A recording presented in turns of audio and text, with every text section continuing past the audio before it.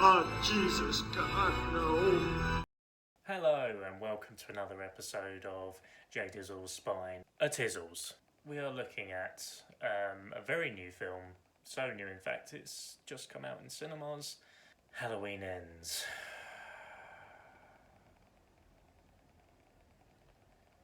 Okay, let's do this. This is the third part of the modern trilogy, directed by David Gordon Green and written by Danny McBride, amongst others. It has quite a few writers, I think, from what I gathered. At least this one has quite a few writers on it. If you've seen I mean, it's Michael Myers. You know, Michael Myers is of course back, and he's kicking up a fuss in Haddonfield. That's the town that this takes place in. It's very much a slasher film. So I've got to do that again. The Halloween films have of course been iconic in being a pioneer of the slasher genre. Personally, with Halloween 2018, I thought it was okay. I went to see it, and I liked it on a technical level. I thought it was very well made, but I did think it was a little overhyped at the time. But Halloween Kills came out last year, which was the second of this trilogy, and I really enjoyed that. I thought it was genuinely gut-wrenchingly brutal in places. Like Michael Myers, they definitely added even more layers on just his kind of creepiness and sinister edge as a character, which I really enjoyed. I did really like that about the sequel. So Halloween Ends, despite the the really bad title. it's just such a funny title. I was looking forward to this one, and I can safely say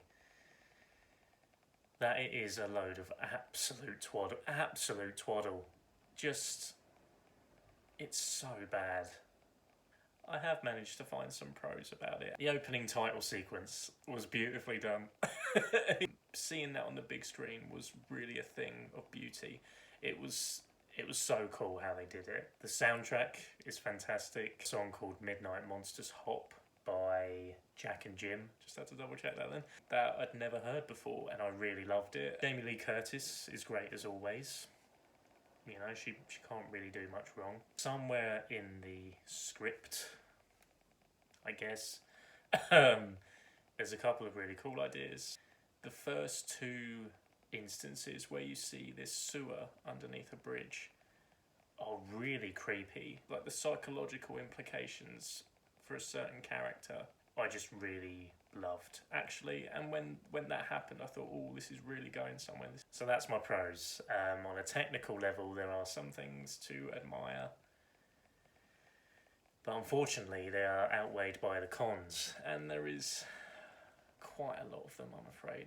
The plot holes are absolutely gaping in this, to the point where it felt so insulting watching it as an audience member, and particularly as someone who enjoyed the previous two chapters. And there are people, I know there's people who are really big fans of the previous two chapters. I feel for you, basically, because this did feel like a real slap in the face for anyone who liked the previous two chapters on a story, on a narrative level. I am going to be discussing a major spoiler for the end of Halloween Kills, and some minor spoilers for Halloween Ends. So if you don't want to know anything going into this new one, or if you haven't seen Halloween Kills before, I'd recommend you switch off now in 3, 2, 1. At the end of Halloween Kills, Laurie Strode's daughter dies, quite shockingly, and by Michael Myers' hand, and that's the end of the film. It's a massive cliffhanger. You'd feel like Halloween Ends is going to take over right from where the last one left off. No, it's a few years have passed. I think you see Laurie Strode has her daughter's picture as a screensaver on her phone. That's it. No mention of it whatsoever. There's no emotion whatsoever in this film, because it just completely glances over what made the end of Halloween Kills so quite powerful. There's a new character in Halloween Ends named Corey. Just as a character is so uninteresting. But the reason he's uninteresting is because his motives to do what he does in the film are so unwarranted. And that'd be okay if he was more of a side character, and Michael Myers was allowed more room to breathe, but that doesn't happen, and Corey definitely takes the forefront of this film, unfortunately. And Laurie's granddaughter as well. There's a very, very forced romance in the middle of this that is just so unnecessary. And one more thing, there's a scene where Michael is just basically overpowered by another character, and it just wouldn't happen. Michael Myers has been built up to be this larger than life. Well, he is the Shape. He is almost untouchable, really. It completely undermines that as well. I just felt, again, that felt really out of character and just odd. And it's just a really trashy script. And ultimately that's what it comes down to, is the script is just so bad and ruins the whole film as a result of that. And it does leave you with a feeling of just why did they do this? Having said all that, I do appreciate the filmmakers took a massive risk with this, and they did. And sometimes it works to play with subvert audience expectations. We've seen it time and time again, and more often than not, it works.